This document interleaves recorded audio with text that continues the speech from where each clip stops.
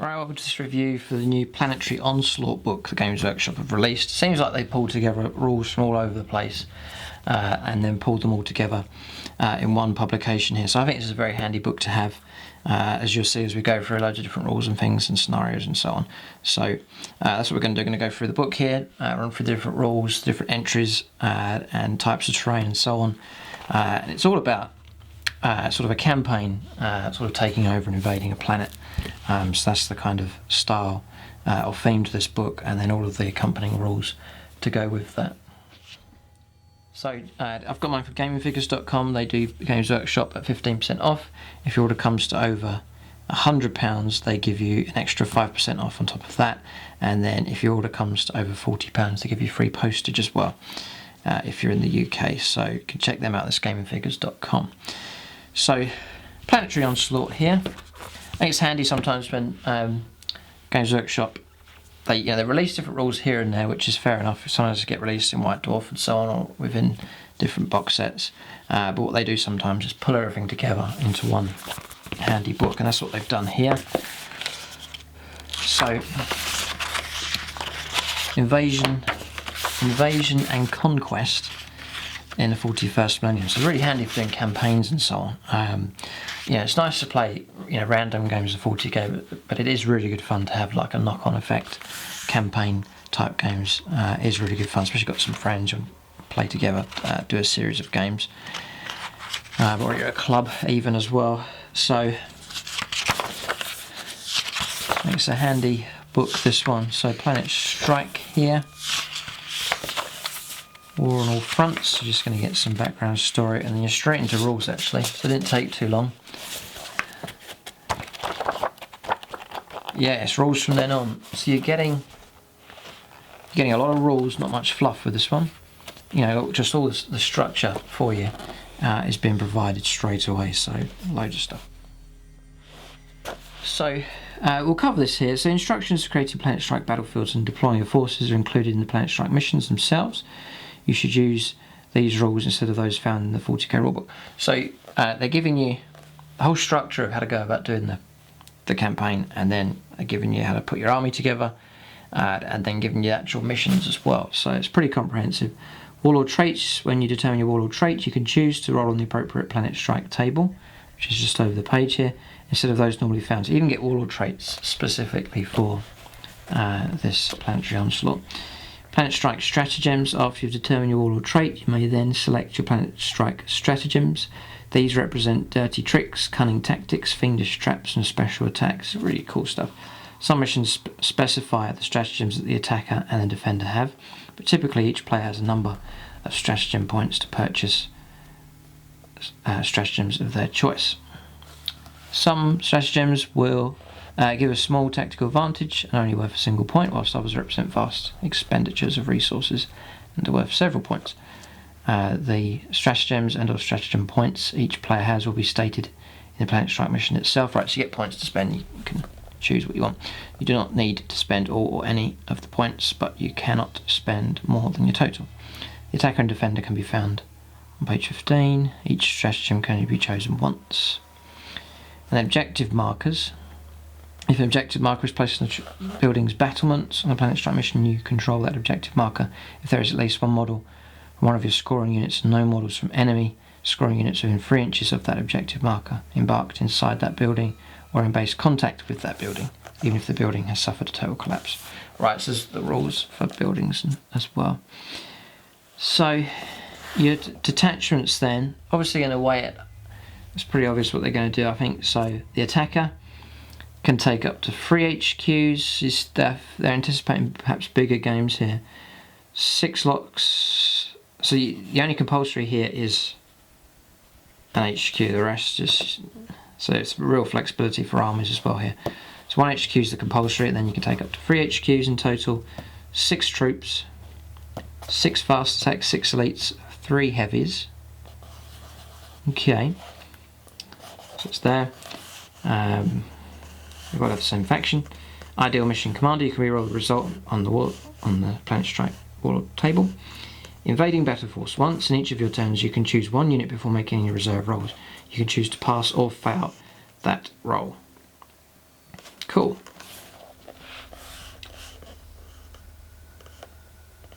but you've still got to arrive on the 4th turn onwards. Okay. Offensive strategy. If this is your primary detachment, a +1 stratagem point to spend when selecting planet strike stratagems. Cool. Then the defender gets 1 compulsory HQ, and then you can have an optional 2 more. 9 troops makes sense. Less elites, 3 elites, 3 fast attack makes sense, and then 6 heavies. Okay, so that's fair enough. Same faction. Reroll warlord table. +1 stratagem point if it's your primary detachment, and then defending battle force once. In each of your turns, you can choose 1 unit before making reserve rolls. You choose to pass without exactly the same. So just a bit of control over your reserves. So a Planet Strike mission uses additional mission special rules as well as those found in the 40k rulebook. So the first one's Firestorm. If the mission has a Firestorm special rule, the attacker makes Firestorm attacks at the start of their first turn. This is treated as an additional 1 out of sequence shooting phase.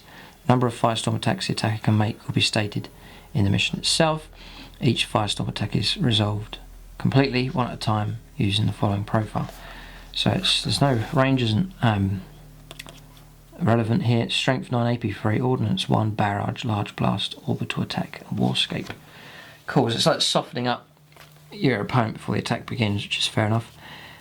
Orbital Attack, these attacks can target any point on the tabletop. Cool. Warscape, if this attack's blast marker does not hit any models or terrain, the attacker can choose to place a single moonscape crater on the battlefield centered where the blast marker was. Great. That's cool. Planetary Assault. If the mission has a Planetary Assault special rule, the attacker uses reserve rolls from Warhammer 40,000. Instead of making reserve rolls from the start of their second turn, the attacker makes reserve rolls from the start of their first turn. Okay, it's just they're making adjustments here, just gearing it up for this theme here of attacking planets. Shock Tactics. If a mission has Shock Tactics, all the attacker's units that have Deep Strike special rule and deploy via Deep Strike can charge in the same turn they arrive from reserves. Whoa, that's big. That's a big rule, that one. Cool. All of the attacker's infantry, jet bike, skimmer units that do not already have Deep Strike gain Deep Strike. These units cannot charge in the same turn they arrive from reserve. So all the skimmers and infantry, that's weird. Oh, that really mixes things up.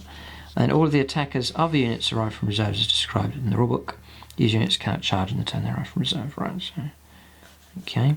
Units that disembark from transport cannot charge in the same turn they arrive from reserve. Normal outflanking. Next one is Scramble.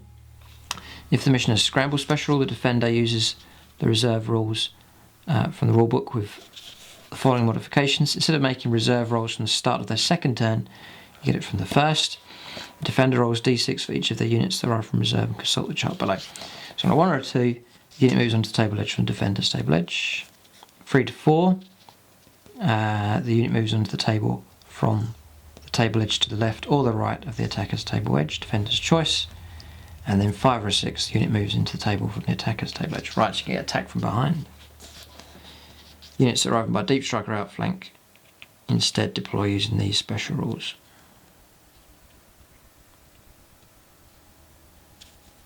Okay. So defender can't Deep Strike. Yeah, they just go to this table. It's good fun. No, those are good fun rules. These are the warlord traits then. So the attacker can get, number 1 is Siege Breaker. Your warlord and the unit they're with reroll failed charge rolls when charging buildings or gun emplacements.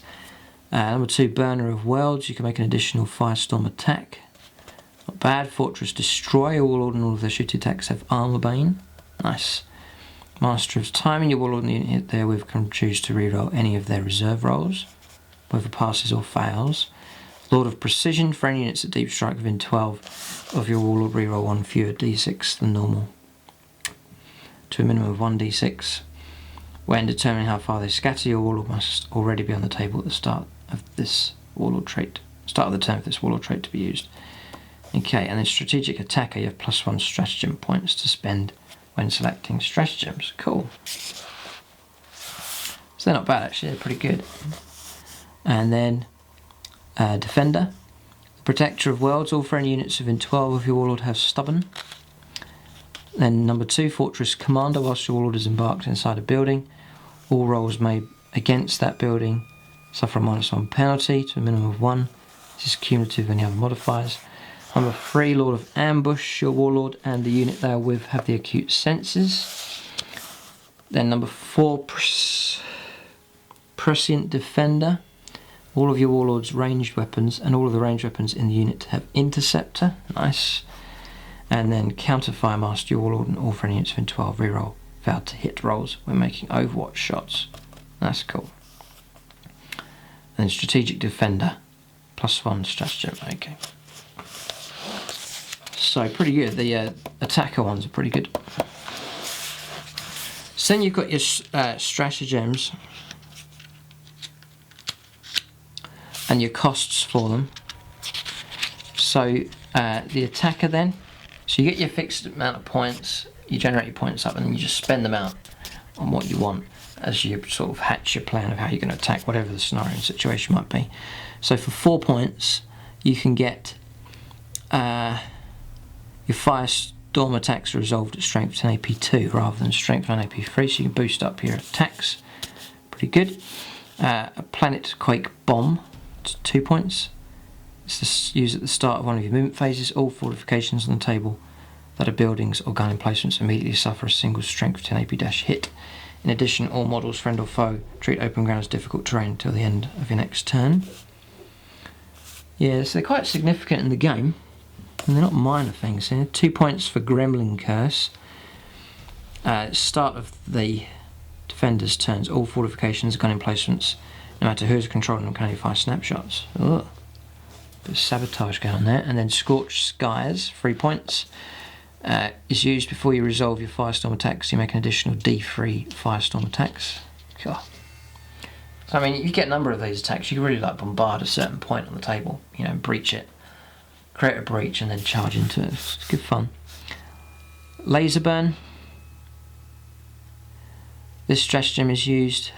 See, I mean, for example, you know, you want to do a themed planetary invasion, attacking fortification style game, and then 40k is alright for it, regular 40k, but you do get the extra realistic bits that you need to make it more fun, to add more depth to it. So this is decent. It's not just previous rules that have been published or thrown into one book. I've given you a whole set of rules here for attacking planets and campaigns and so on, with some extra rules which seem simple enough but really good fun.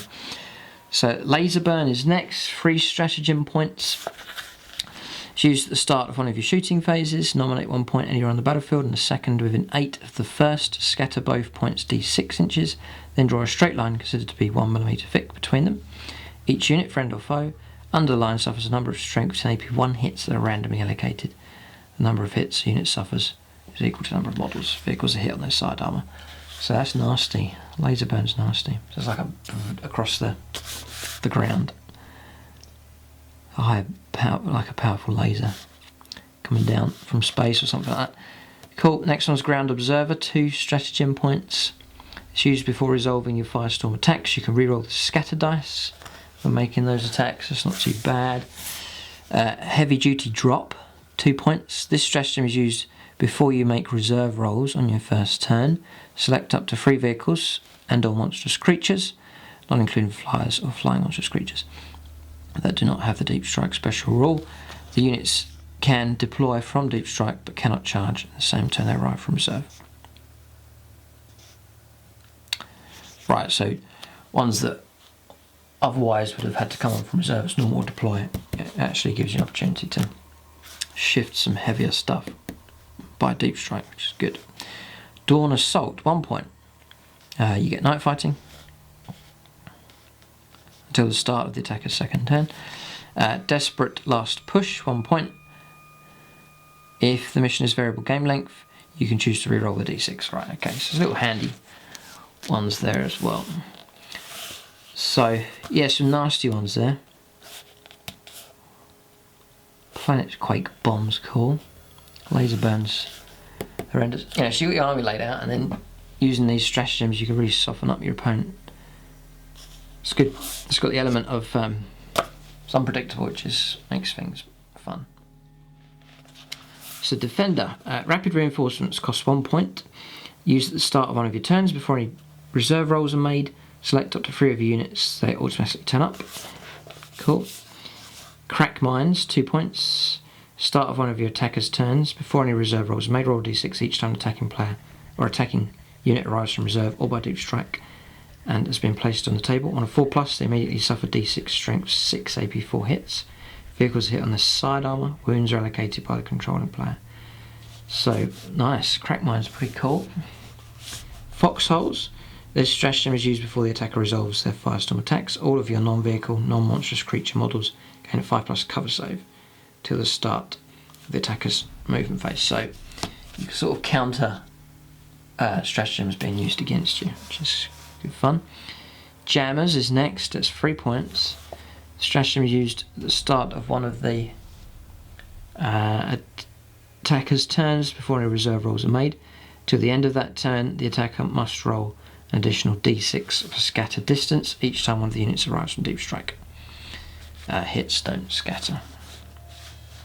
Ammunition stores.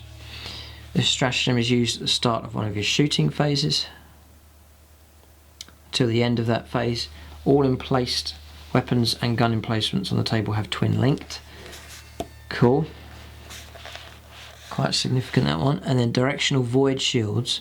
This stratagem is used before the attacker resolves their firestorm attacks. All of your fortifications and gun emplacements gain 4+ invuln. Right, so you're not as vulnerable as I thought you might be. You can combat these softening up attacks that come in. Drop zone denial.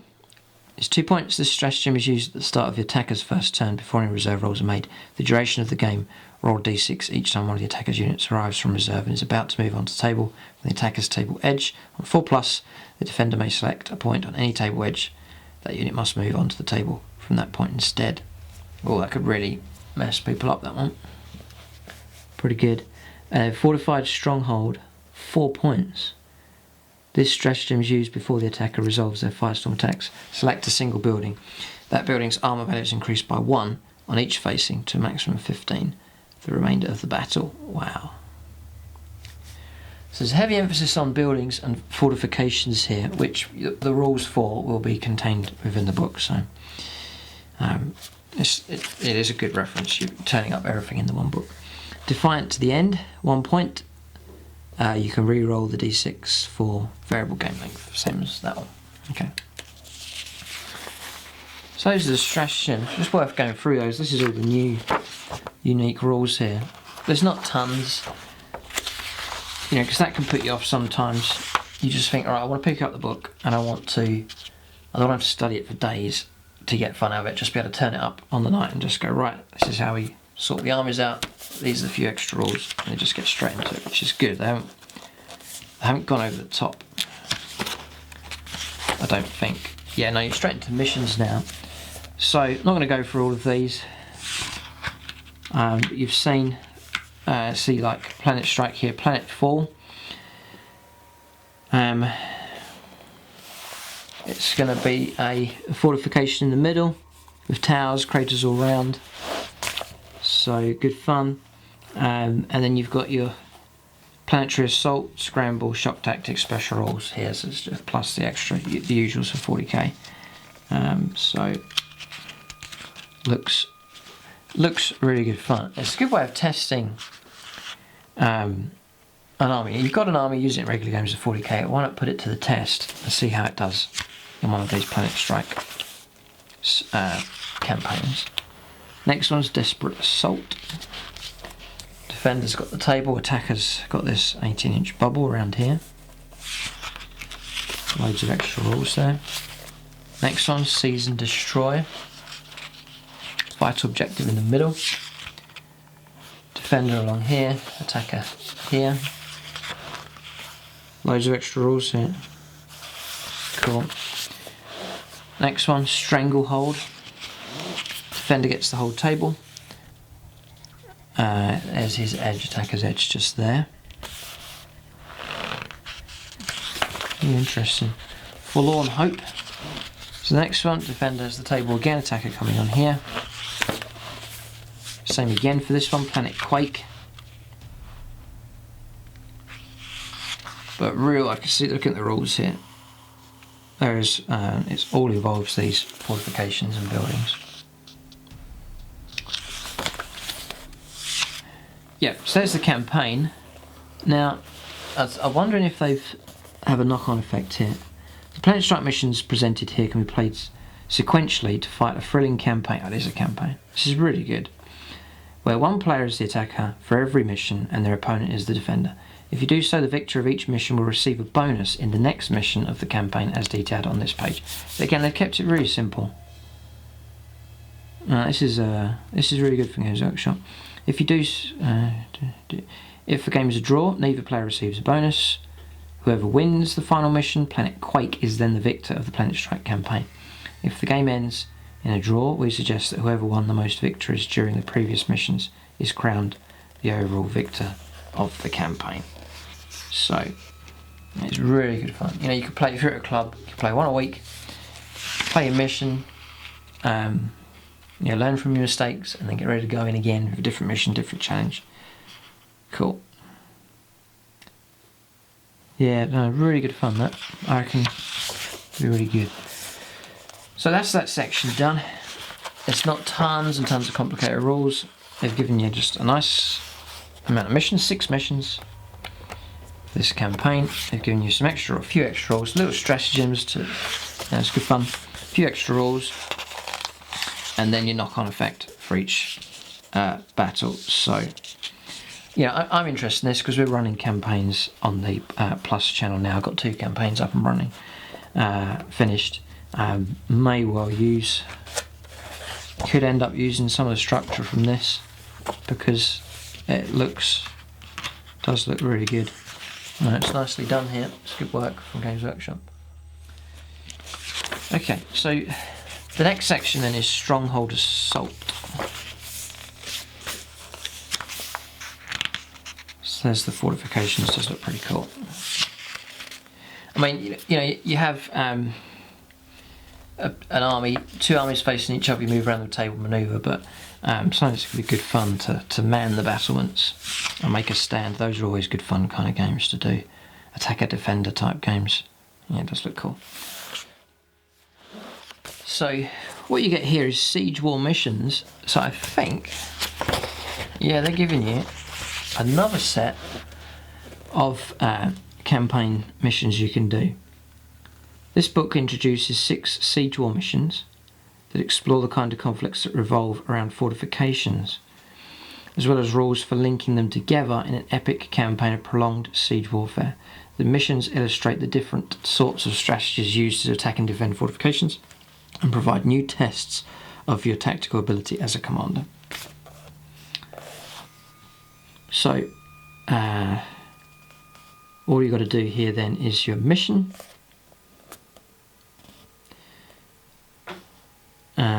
If you and your opponent wish to play a siegeable mission, then at the start of the mission step, preparing for battle, you roll on the table below. Alright, so this one's not a campaign, I don't think. You can just roll up here. The armies, so you sort of got to get the terrain ready to go with it, so we'll see what's required. Then the armies, one is the attacker, one's the defender. As with any game that puts players in different roles, we also recommend replaying these missions by switching around. Yeah, fair enough. It's also worth arranging to play a siege war mission in advance so you can prepare your forces. The attacker and defender in Stronghold Assault can take different compositions of forces to reflect the warriors they will require to secure victory in their designated role. So yeah, so you want to know the week before so that you can do your planning here. Siege War Defender, yeah, so that you can fill out your detachment here, and what they've given you is they've opened up the fortification slots to 3 of them. You can take heavies, elites, loads of troops, okay, and then attacker can take a fortification, more heavy support there. And then benefits for the defender. Automated fire from fortifications. This attachment ballistic skill 3 rather than 2. Cool. And can target any unit in range, not just the nearest. Right, so good bonus that. And then all units in this attachment have preferred enemy fortifications. Specials have been trained to take on fortifications. That's for the attacker. Okay, straightforward enough. So then you're straight into your missions here. Siege War, Breakthrough. It's like a hammer and anvil deployment, this one.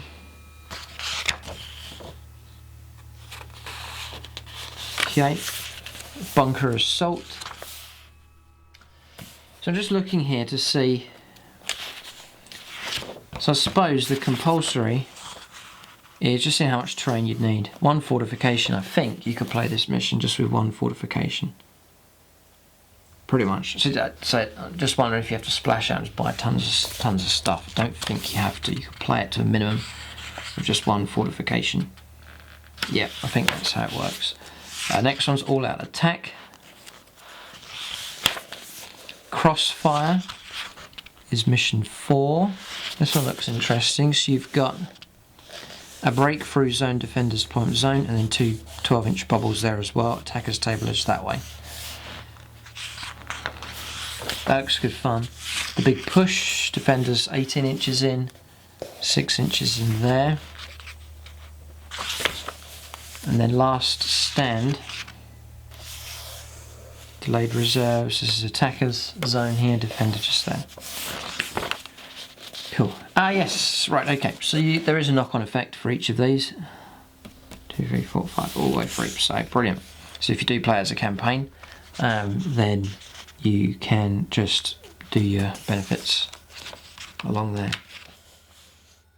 So it's a double set you get in this book. Siege War and then Planet Strike as well. Nice work.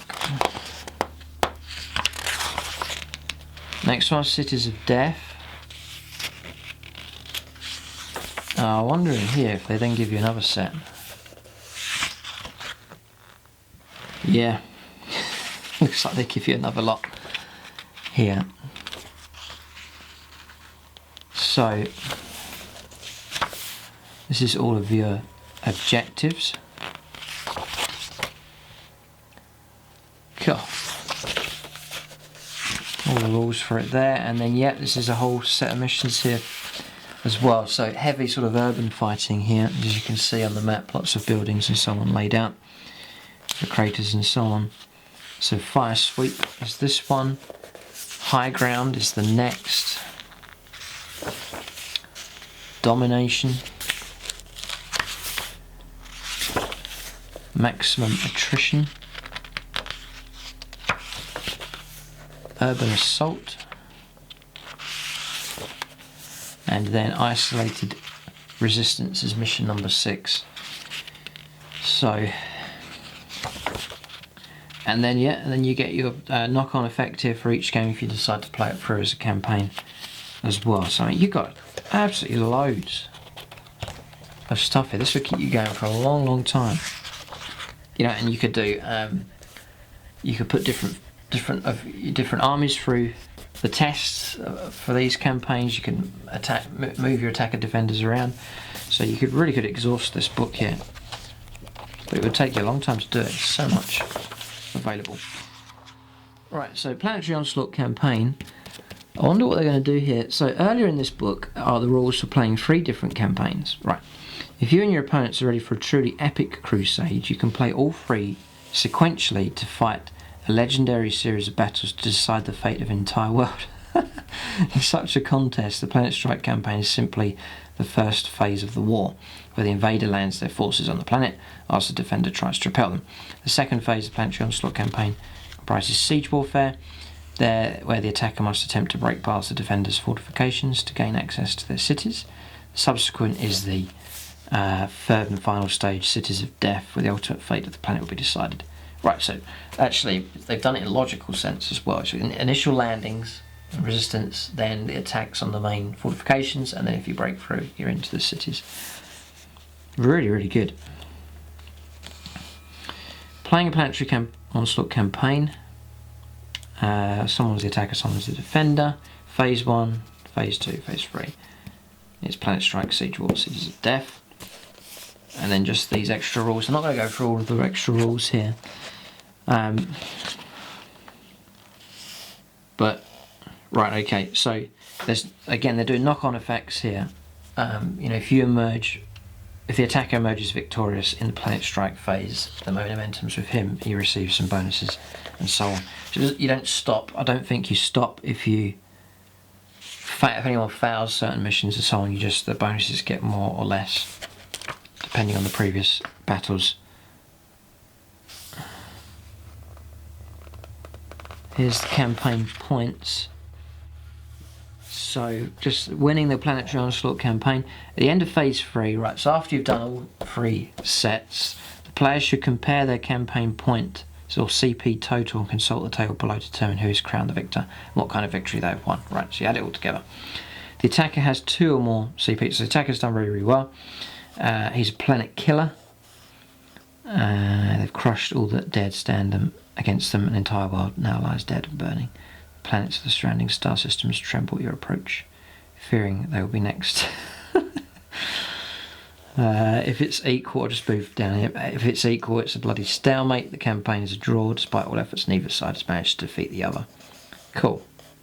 Cool. Right, so they even give you results after finishing the big epic campaign. And then on to data sheets. This is a really, really good set. It doesn't seem that they've filled it out with a lot of nonsense and complicated rules. You could work your way through the campaign as big or as small as you want. You could just delve in and just say, right, just play this mission, or you could go over and try and play a whole series, or you can go epic and just go for all 3 sets. It's all in the one book, which is really, really good. So I think for value, as far as value for money, what you're getting a lot here in this book. So this is a really good production here. I mean, you could do a massive campaign at a club, a local club, and everyone can get involved. Yeah, name your planet, whatever type of planet it is, and just big campaign with knock-on effects and so on. So you're not just playing games for the sake of it. Every game has a consequence, which is really good. So what they've done now is they've put together the different fortifications and terrain pieces all together, which is really, really good. So that, again, you know, you're playing your missions, what do I need, and setting stuff up. It's all referenced here in the back. So Aegis defense lines, tempted to get one of these, perhaps the Imperial Fist. It's 50 points, you get 4 up. Cover save, 2 up if you go to ground. Plus 2 cover save, sorry, if you go to ground. Yeah. You may take items from obstacles and battlements and battlefield lists, page 110. This looks a bit different. We'll just look that up. So you can take obstacles and battlements and battlefield. Right, so obstacles. Obstacle upgrades are small sections of up to 6 inches in length of battlefield debris. Fortification can purchase up to 6 sections of obstacles. Right, so you've got your little fortress and you can add these little bits to go around it. A fortification can purchase up to 6 in any combination from the list below. These are placed at the same time as the fortification. They are brought alongside and must be placed wholly within 6 inches of their fortification. Rules for them in the regular 40k book. It's a little bit annoying. I could have brought it inside here. Would have been handy, but so you can buy tangle wire for 5 points a section, barricades for 10 points, tank traps for 15. Then battlements and battlefield. Okay. There's single pieces of battlefield debris. Each fortification can purchase a single battlements and battlefield upgrade from the list below. They're placed either in the fortification's battlements, if it's a building, or anywhere within 6. So you can take an ammunition dump.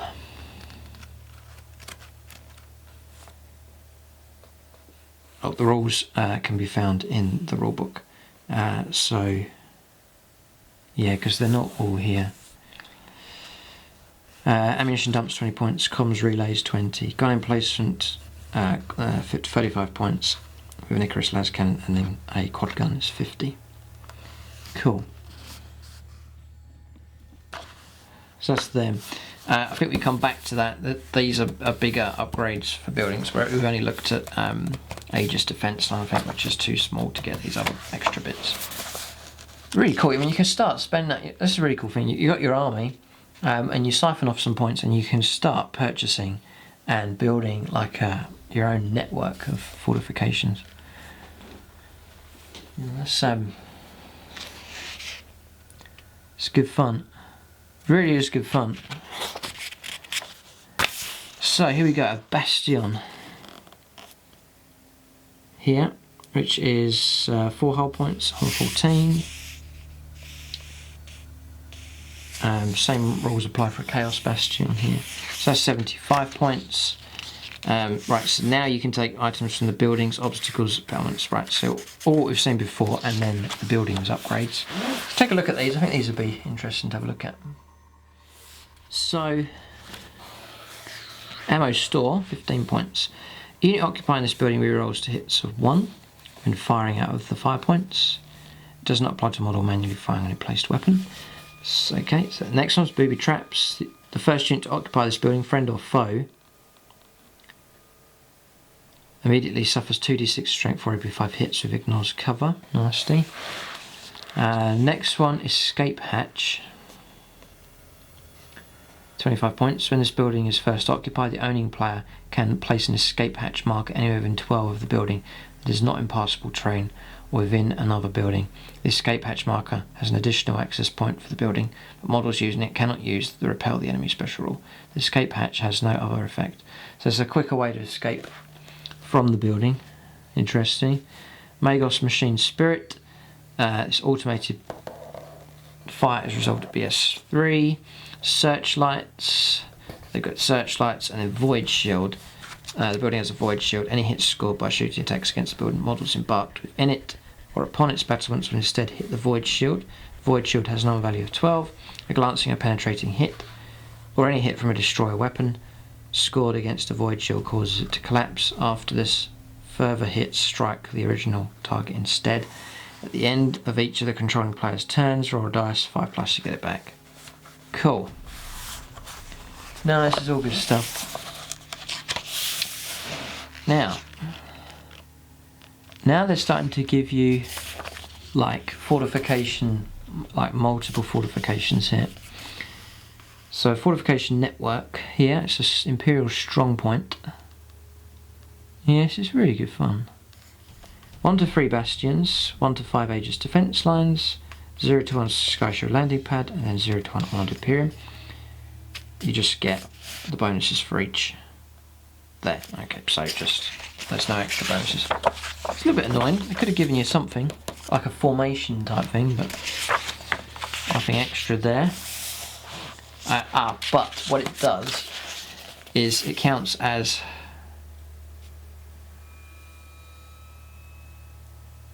it counts as 1 fortification slot, I think. So it just opens out that you can just really expand into a big fortification. Just there, nice.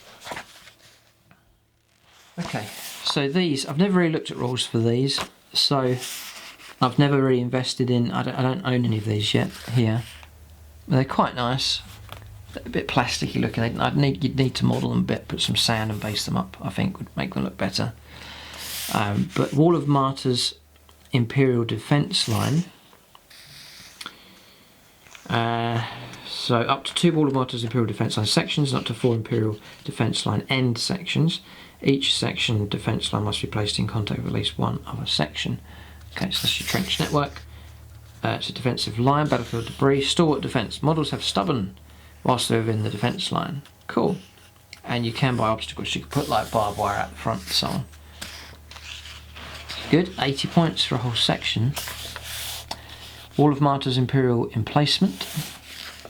So this is for your heavy weapons. Up to 3 Imperial defense emplacement sections with 2 end sections. You've got to keep them in contact together. Special rules. Improved arc of fire. It's only 40 points for one of these. Improved arc of fire. Any model with defense emplacement section rerolls fail to hit rolls when resolving Overwatch if using a heavy weapon type. Okay, and then might be a bit wasted. You know, if you get at the stage of Overwatch, then you're in trouble, probably. But it would be for guards and maybe for other units, be better off. But stalwart defense models have stubborn. All right, great. Okay. So it'd help an army stand its ground to be inside there, and you can take obstacles as well. Cool. Here's the bunker. It's a building, 14, armour 14, 4 hull points, transport capacity of 20. God, you get a lot of men inside there. Made good bonuses for Imperial Guard. Yeah, Imperial Guard would be better. They've got this kind of defence here. Definitely need, just looking at the modelling here, it's nice there, but it would look so much better if it was set on a, with some rubble around it and so on. So you need to base it on something, I think, to make it look better. Wide fire points. Up to 4 occupying models can fire out of each of the building's fire points. Right, okay. This can purchase from buildings, obstacles and battlements and battlefield lists. Next one's a Firestorm Redoubt. It's 200 points, expensive enough. So 4 hull points on 14 again. 20 men can go inside. 2 emplaced quad Icarus las cannons. Fully automated. Emplaced weapons on a Firestorm Redoubt can only fire using the automated fire special rule. Models occupying a Firestorm Redoubt cannot manually give it their ballistic skill to it. Primary target. Emplaced weapons on a Firestorm Redoubt have Skyfire and must fire at the nearest enemy flyer or flying monstrous creature unit within range of line of sight. If no enemy unit of neither of these types is within range, that emplacement weapon must fire instead at the nearest enemy unit within range of line of sight. So it can fire Skyfire and at ground targets, I think. There's no flyers around. Very wide fire point. Up to 6 occupying models can fire out of the building's fire points. Okay, so you could put like a heavy weapons section inside there and they'll all fire out, no problem. In fact, you could put 2 squads of 3 heavy weapons. Yes, I think so. The heavy weapons team counts as 2 for transport capacity, so you go up to 12 in total there. And it's occupying models, so I think you could do that. Could be wrong, but you might be able to fire 6 heavy weapons out of there. The usual obstacles, battlements, and so on. You can replace the Icarus las cannon with Punisher Gatling cannons. That would be fun.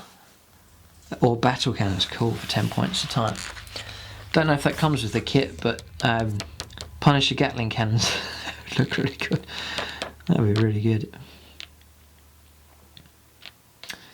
Another thought here, you could make your own bunkers. You don't have to buy these ones, and you could just base it on these rules. You could make a bunker, and you could take like a Lehman Russ turret and just embed it in the top, and just follow the rules for that, and put a Punisher Gatling cannon on top. You could do that, no problem. But yeah, you can really make some nice customised terrain. You don't have to buy these Games Workshop sets. They're very sort of inner city imperialised sort of feel to them. Maybe wouldn't look quite so suitable out in a more of an open terrain, frontline sort of look. More of a city sort of defence here. So you might want to make your own customised style ones instead. Yeah, okay. So these are the Vengeance weapon batteries. 75 points a time.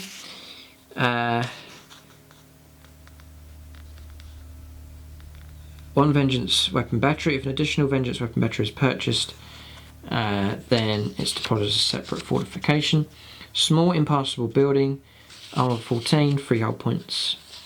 1 emplacement Punisher Gatling cannon. Sentry defense system. A building with a special rule can use its automated fire against enemy units even if it is unoccupied. The weapons are emplaced and cannot be used as gun emplacements. Another model may not fire them. In addition, enemy units can shoot at and charge a building with a special rule, even if it is unoccupied. Okay.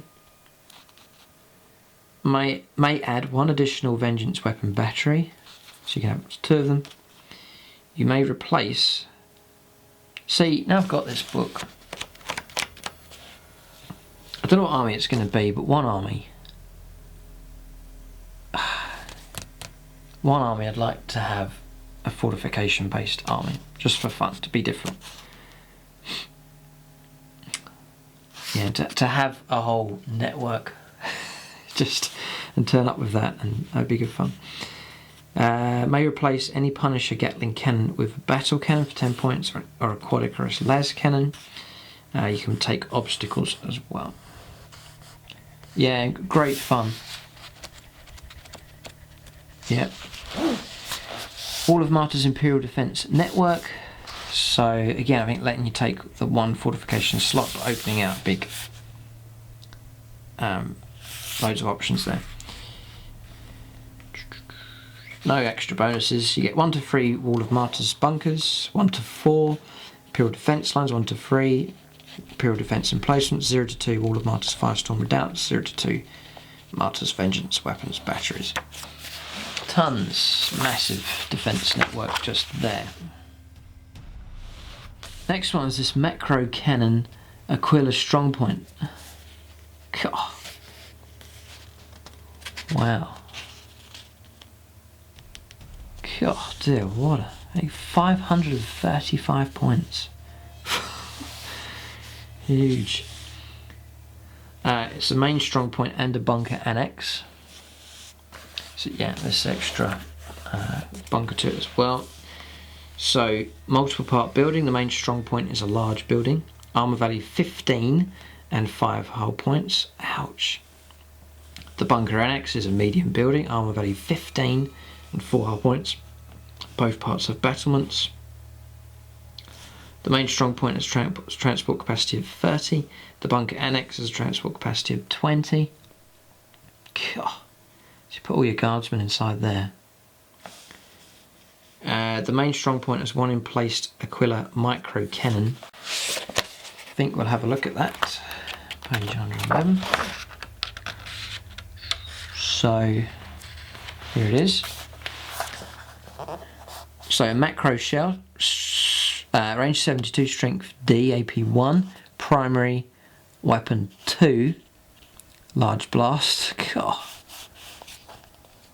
And then quake shell, range 180, strength, depends on your bracket that you're within, the mega blast, apocalyptic mega blast here, strength 10 in the middle, then strength 7, then strength 5, and then it's AP 1 right in the middle, AP 4, and then AP6 on the edge.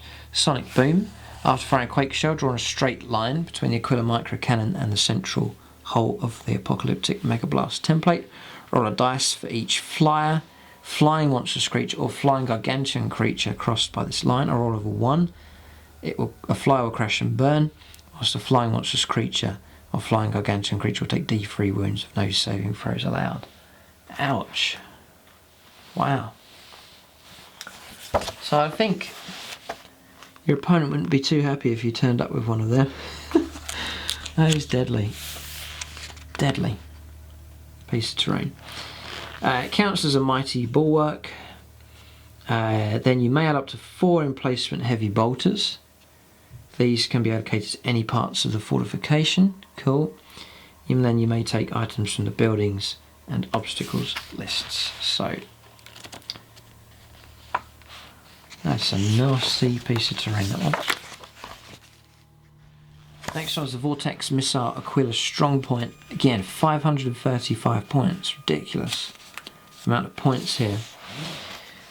Same structure, really.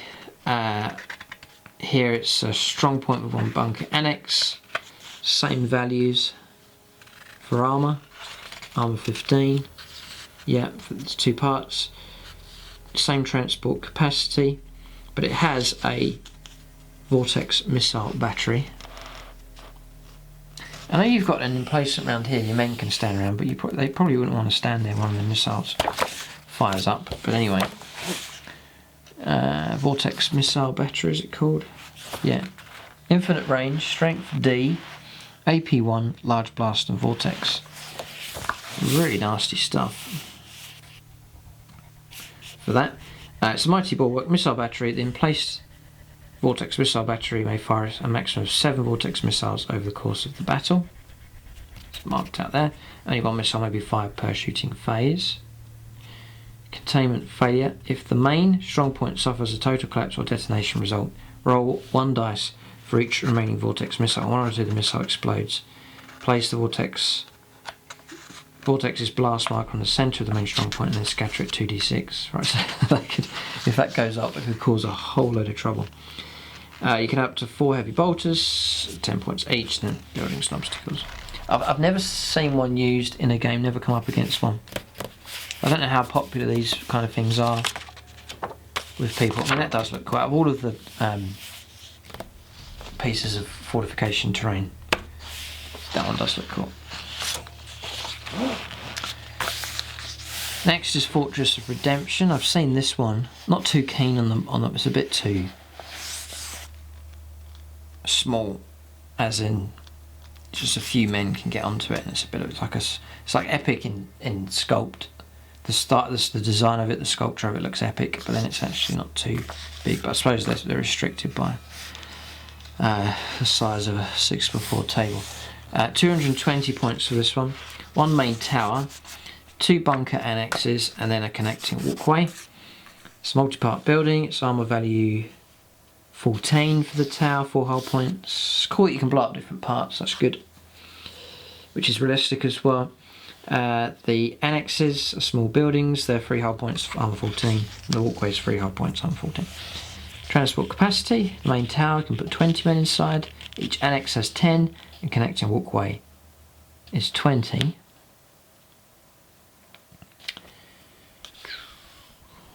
One bunker annex has an emplacement missile silo with Fragstorm missiles. And the other has a twin Icarus las cannon. Right, so Fragstorm missiles are around here. Yeah, here it is. Range 18, this is a minimum range. Range 18 to 96, strength for AP5, barrage, large blast, ordnance 1. Not too amazing, but that's available. Massive range on it.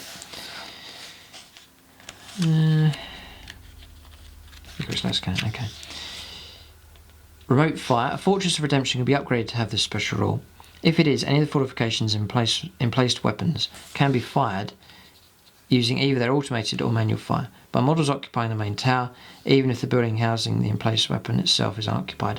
This special rule cannot be used to fire emplaced weapons on any part of the fortification occupied by an enemy unit. You can take up from buildings and obstacles. You can have the remote fire. That'll cost you 10 points to do that. So it means the guys in the tower can control the firing from across the bunker system.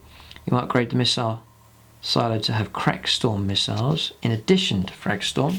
30 points to give them those rounds. Fragstorm will give you the same range, 18 to 96, but strength 8 AP3, ordnance, barrage and large blast. Probably worth that. Probably worth that. You may have up to 4 heavy bolters, 10 points a time. Not so keen that one. I still like the look of the macro cannon Aquilla strong point most. Right, so here's these new ones. Void shield generator.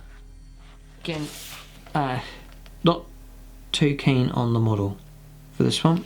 Bit weird. It's armor value 13 with 4 hull points. With battlements, I think the guys can stand on it. So projected void shields. A void shield generator has a single projected void shield. It can be upgraded to include additional layers of void shielding. Each projected void shield has a 12-inch area of effect. Right, so you guys, it's protected. It's like a bubble. Imagine this arc, this bubble, protecting everything within 12 inches.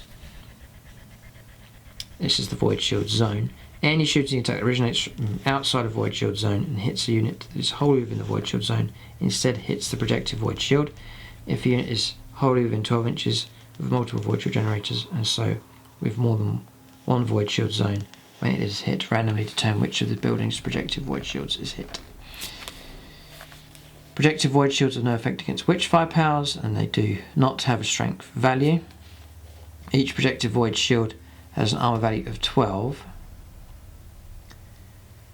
So, I mean, does that mean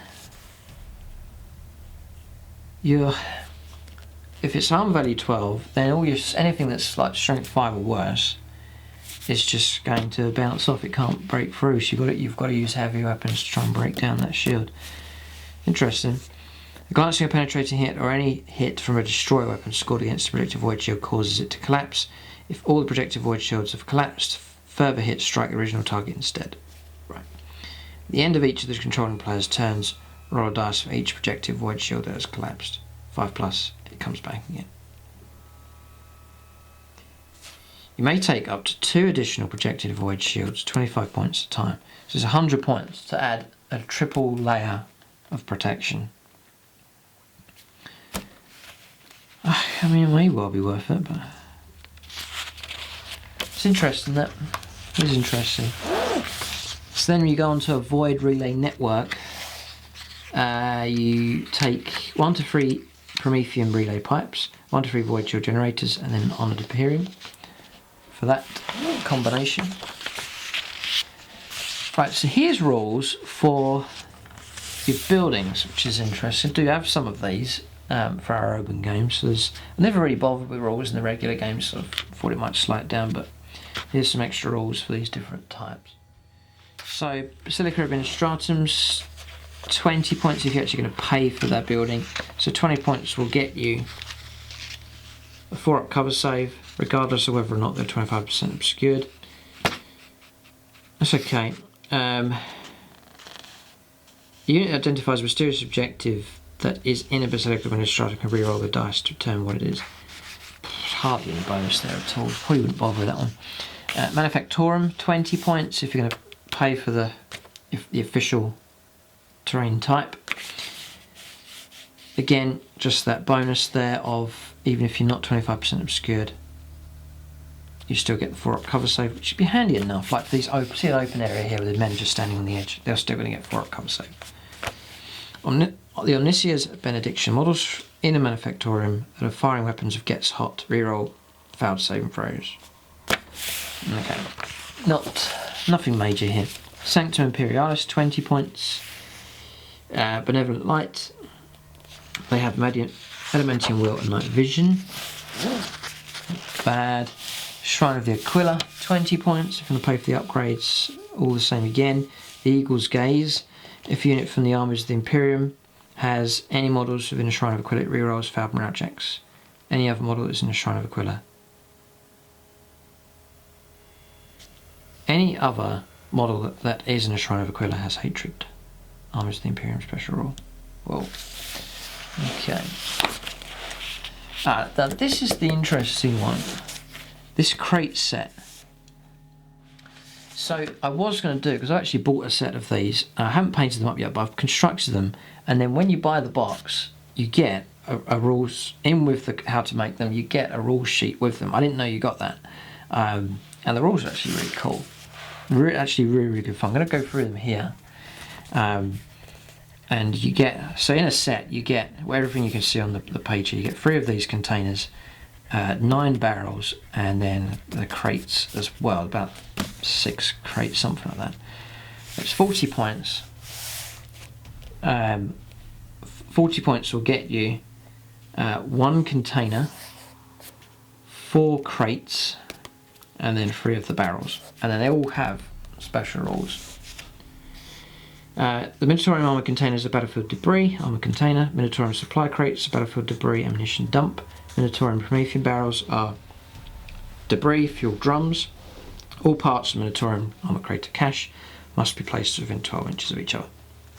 So this is really cool. Like you've got, you can imagine you've got your barbed wire, your trench line, and then you can deploy this stuff behind. So this triple layer of depth and defense, really good. So fuel drums. So this is a really cool rules here. Fuel drums. A model in cover behind a fuel drum has a 5-up cover save. However, each time a unit successfully makes this cover save with a roll of a 6, immediately roll another d6. If you roll a 1, the unit that made the cover save immediately suffers an additional d3 strength AP5.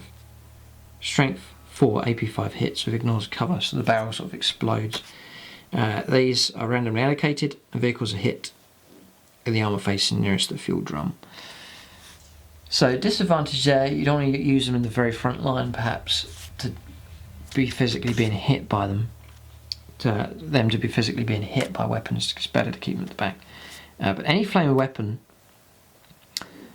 fired by a non-vehicle, so infantry like with flamers, heavy flamers, within 2 inches of a fuel drum in the shooting phase can change its weapon type from assault to heavy or from pistol to heavy. If it does so, it gains torrent.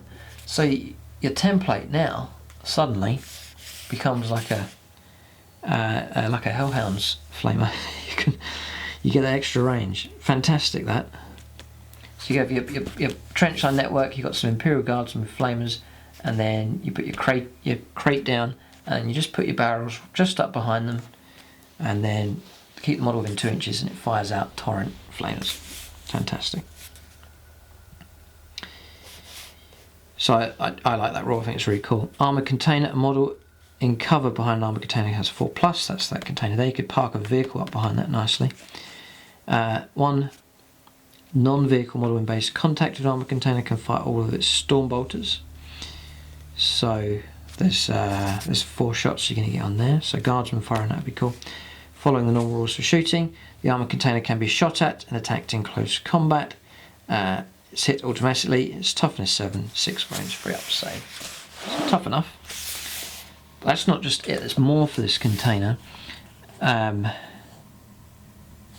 comes at the moment. We're just going to do ammunition dump first of all. Models behind the crates here have a 5+ cover save. Any models within 2 re-roll failed to hit rolls of 1 in the shooting phase. So it's nice, reliable. Helping you out with your shooting a bit there. Weapons. An armoured container can be equipped with up to 2 storm bolters at no additional points cost. And then mysterious containers. The first time a unit moves or deploys in base contact with a Munitorum armoured container, roll a dice. You consult the table below. You can use them to represent objective markers. If you do so, this table replaces the mysterious objectives. Okay. So you roll your dice. First is a Xenos creature. The container is transporting a rare and deadly Xenos creature. Immediately lashes out in anger. All units within 6. Take D6 strength for AP6 hits with ignores cover. So you could get a shock from that. If you're perhaps Imperial Guard, you could lose a load of men pretty quickly if you roll a 1. Number 2, nothing of note. Number 3, uplifting primers. The container was transporting boxes of the Imperial infantryman's uplifting primer. All units in the armies of the Imperium add 1 to their leadership whilst within 6. Not bad. Next is Archaeotech ammunition. The container was shipping crates of rare and powerful ammunition. Add 1 to the strength of all assault and rapid fire weapons fired by models within 6. That's fantastic. +1 strength to all assault and rapid fire weapons within 6. Brilliant. Next, only problem is it's random, you're not guaranteed to get it. Next one's a shield generator. All models within 6 have a 4+ invuln. So you can park up your vehicles next to it nicely. Orbital comms relay. Inside the container is a nav map and flashing red button. The player identified this container can immediately call down an orbital strike anywhere on the battlefield, after which the armoured container has no additional effect. It's infinite range, strength 10, AP1, ordnance 1, barrage, large blast, orbital comms. It's really good. If an arrow is rolled on the scatter dice, the shot scatters 4d6 regardless of the identifying model's ballistic skill. You may include up to 2 additional Munitorum armoured container caches. So I composition cache. You still get the barrels and all of the stuff. So I think they're really good. I think they're nice. It's a nice set, and the rules I think are good fun. And they look nice. You can stack them on top of each other and stuff. Really good. I'm doing sort of a Red Planet's Guitar-y feel for one of the pieces of terrain. There's a nice map by GameMat.eu, and this kind of crates and ammunition would look really cool. So get those painted up nicely there. Okay, so I've just covered the newer stuff, things I wasn't familiar with. Twisted Cops, this is your stuff you'll find in your regular 40k book. Sky Shield landing pad, 75 points. Honoured Imperium there, and then just wondering, I haven't seen rules for this before. I think it's in the book, but because I actually have this terrain. All models from Armies of the Imperium have stubborn whilst within 2 inches of these. Okay, so this sort of shrine relics, shrine type piece of terrain. Promethean pipes, this is the newer terrain here. They do look nice. They're 40 points, up to 3 long and 4 short pipe sections. They've got to be connected to each other. Fuel pipes, with the exception of vehicles and monstrous creatures, a model in cover behind a fuel pipe gets a 4-up cover save. However, each time a unit successfully makes a save of a 6, a cover save of a 6, on a roll of a 1, shot as it causes an explosion, it's D6 strength for AP5 hits, ignores cover, random allocation. Okay, so same as those fuel drums.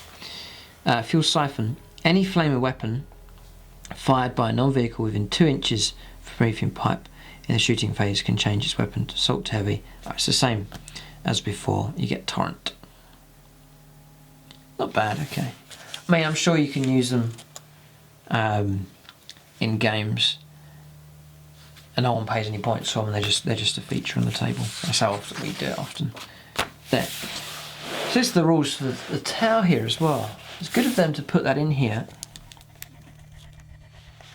Yeah, people, again, this is something I haven't reviewed before. People have said to me, try and get a tide wall emplacement. It does look really nice. Have to say, it looks really nice. So we'll cover this one here. It's 60 points for the tide wall shield line. It's a battlefield debris defence line. A model in cover behind defence line has a 4+ cover save. If it goes to ground, you get +2, so it's like an Aegis, a tower Aegis defence line. Models are in base contact with the defence line are treated as being in base contact with any enemy models who are directly opposite them and in base contact with the other side of that defence line. Units charging an enemy that is behind a defence line count as charging through difficult terrain. Okay. Alright, you don't have to worry about trying to pile the models up. If you're touching the edge, you're in contact. Fire base. Reroll to hit rolls of 1 for Tower Empire models. So you're getting some nice cover. Yeah, I mean, even just getting a section. Yeah. No, attempting 60 points. Trying to figure out how to squeeze that into the tower army that I've got. Okay, does look cool though. Mobile defence position. If you take a tide wall shield line as part of your army, you can move up to 6 inches in the movement phase. It cannot move if there are any enemy models on it or any friendly models on it are locked in combat, and it may only carry friendly models if all members of the unit are on the tide wall shield line. Yes, everyone. Okay, fair enough. Models carried with it are treated as being stationary, right? So I mean, like for example, the DS8 little turrets. I do like the models, but if you move, you can't fire them. But here, you can deploy them inside the defensive line, and then they count as stationary. You get to use them. So yeah, it's good. It is good. Models carried with it are treated as being stationary, but cannot move themselves in the same phase. Tide wall shield lines can only move over open ground and cannot move in 1 inches of any models. Tideball, roll dice each time a successful cover save is made for a model within 1 inches of a Tideball shield line's energy barrier, as long as the barrier is between the attacker and the target. On a roll of a 6, the attacking unit suffers 1 randomly allocated wound or glancing hit with the ignores cover rule, resolved at the same AP as the attacking weapons. The shots bounce back. Now, battlefield debris defense line, can it be destroyed? It'd be annoying if the thing just sits there, but yeah. Anyway, I mean, you could just buy that for 60 points. Put all the fire warriors inside there. Yeah, it does look cool. So here is a Tideball drone port, which is 60 points.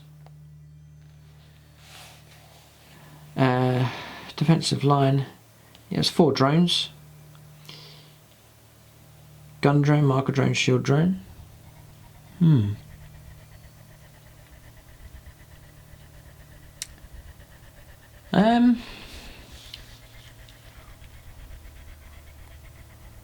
It's quite good value for points there, because I'm just thinking I've got a unit of 4, I think it's a unit of 4 marker drones, and that's 56 points, something like that. They're 12 points a time.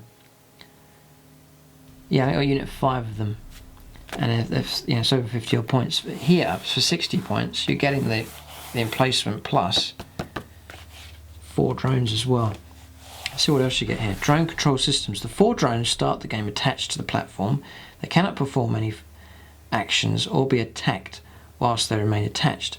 If the platform is occupied by any model with the tail and pie faction, then drones can be activated at the start of the occupying model's movement phase. When activated, the drones immediately detach themselves from the platform in the same manner as drones detach from a vehicle. They're treated as part of the army that activated them for the rest of the battle, even if their platform is later abandoned. Okay. What do they do? They form their own unit, I think. Just the usual rules, the same as when they detach from say a devilfish, for example. Next, firebase, reroll 1s. Okay. Mobile defense position. If you take a Tideball drone port as part of your army, you may move it 6 inches in the movement phase. Okay, I think it's all the same rules. So it's quite good value. You can see the squad inside, all the protection that they get, and then plus the drones. Yeah.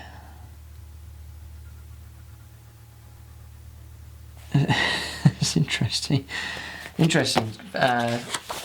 Makes you think. There's not too much points taking the drones out of the army and then paying for that and getting the drones back for not much extra. Yeah, it's nice. It's a nice production as well. Right, so next one's a Tideball gun rig. 85 points, more expensive. It consists of a defense platform with attached gun battery, so you guys to go inside, and then plus this gun on top. It looks okay. It's battlefield debris, gun emplacement. It's a twin-linked railgun that can fire solid shot and sub-munitions. You reroll 1s as usual. Identification protocols. A twin-linked railgun may only be fired by models of the Tampire faction that are on the Tideball gun rig. So you've got like a BS5 commander here firing it. Mobile defense position. If you take a Tideball gun rig as part of your army, you can move up to 6. Just the usual rules, right? So just defensive barricade, same as before, but you get this twin-linked railgun on top. Then you get the Tideball rampart here. It's a fortification network. 2 or more Tideball shield lines. 1 to 2 Tideball gun rigs. 1 to 2 Tideball drone ports. Please refer to each of the entries. You have to set it up. Each of the shield lines must be set up in a continuous line, each touching at least one other shield line in the network. Each gun rig must be set up within 6 inches of one of the shield lines. Each drone ports must be set up within 6 inches of the network's gun rigs. Okay. If you wish to move the Tideball rampart, then it must finish the move in the same configuration as it started. Right, so you can't break it up. Following special rules, so you do get some bonuses for this one. Field network. Roll a dice each time a successful cover save is made. Oh, that's fine. Okay, so that's the same. And then telemetry relay. In the shooting phase, a model with the Tower Empire faction is on a tie-ball rampart can upload telemetry data for an enemy unit within its line of sight instead of shooting. If it does so, models firing the network's tie-ball gun rigs against that enemy's unit add +1 to their ballistic skill and gain Tank Hunter and Monster Hunter till the end of the phase. Some bonuses there. Yeah, it does look really cool. Oh, it does look nice. No, it does look really good. Next is a Tide Wall Gun Fort. It's 255 points. 3 gun rigs. It's expensive. Just all the usuals here, but you coordinated strike once per turn. Model firing a railgun from a Tide Wall Gun Fort can make a coordinated strike. If it does so, all of the railguns from the gun fort fire at the same target using the model's ballistic skill, unit model's ballistic skill, and may not be fired separately in the same shooting phase. Railguns fired in a coordinated strike at +1 to their strength if using sub-munitions, and receive the armor bane special rule of using solid shot. Cool, just some bonuses there. Then a Tide Wall defense network. This is more for the infantry line here. 4 Tide Wall shield lines, and then either a drone port or a gun rig. You've got to keep them within, connected to each other. You get on indomitable position. Models from the Tower Empire faction have stubborn. Cool. Information relay. Models from the Tower Empire faction can operate the railgun or activate the drones on its central platform. Okay, so that's those bonuses just there. Pretty good, yeah, tempting. Really nice production, that Tower defensive line. And the rules are here, but everything's in this book. So I think it's good value. So we've seen those, we've seen those. Those are the special weapons covered there, and then it ends just there. You can see a defense in depth here. Lines of bunkers, and then the bigger stuff at the back. So that's the review there. Absolutely packed full of stuff. Loads of missions, campaigns, special rules, and then all of the different terrain types as well, all lumped together in this book. So I rate it very, very highly, as excellent for reference, even just for terrain. Everything's inside there. And then also, if you ever want to branch out into missions or campaigns or even epic world domination or planetary onslaught campaigns, then you can get into that as well. So a great one to sort of share between friends, perhaps. You know, one of you get a copy of it and share it and use it, and I'm sure you get a lot of depth, a lot of fun out of this production, and then plus all of the reference material as well. So give a very positive review for that. It's an excellent production that Games Workshop have produced. Just to mention, as I said earlier, I've got mine from gamingfigures.com. You can check them out for discounted Warhammer 40,000. All the stuff by Games Workshop, plus a whole lot of other different gaming systems as well. But there it is, Planetary Onslaught there. I think it's an excellent production. Leave your thoughts and comments. If you've used this book, then in the comment section, how much fun have you had with it? Do you enjoy the missions? There, leave your thoughts and comments in the section below. But there it is. Thanks for watching, and tune in next time.